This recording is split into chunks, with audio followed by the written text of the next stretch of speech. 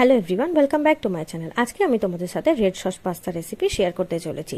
Pasta সিদ্ধ করার সময় জলের মধ্যে অল্প পরিমাণে সাদা তেল আর অল্প পরিমাণে নুন দিয়ে দেবো। পাস্তাটা সিদ্ধ করা হয়ে গেলে পাস্তাটাকে আলাদা পাত্রে তুলে রাখবো। কেটে নিয়েছি কাঁচা লঙ্কা, ক্যাপসিকাম আর পেঁয়াজ। এখানে আমি রেড চিলি সস ইউজ করছি না, সেই জন্য আমি কাঁচা লঙ্কাটা ইউজ করছি। ছোট ছোট করে রসুনগুলো কেটে নেবো। তেলের মধ্যে প্রথমে রসুন, তারপর কেটে রাখা পেঁয়াজ আর ক্যাপসিকাম আর গ্রিন চিলিটাকে দিয়ে দেবো। খুব ভালো করে সতে করে নেবো। তার মধ্যে দিয়ে দেবো অল্প পরিমাণে লবণ। সসেসটা তৈরি করে নেবো। নিয়ে নিয়েছি কিষানের রেড সস, তার মধ্যে দিয়ে দিয়েছি 3 টেবিল স্পুন সয়া সস।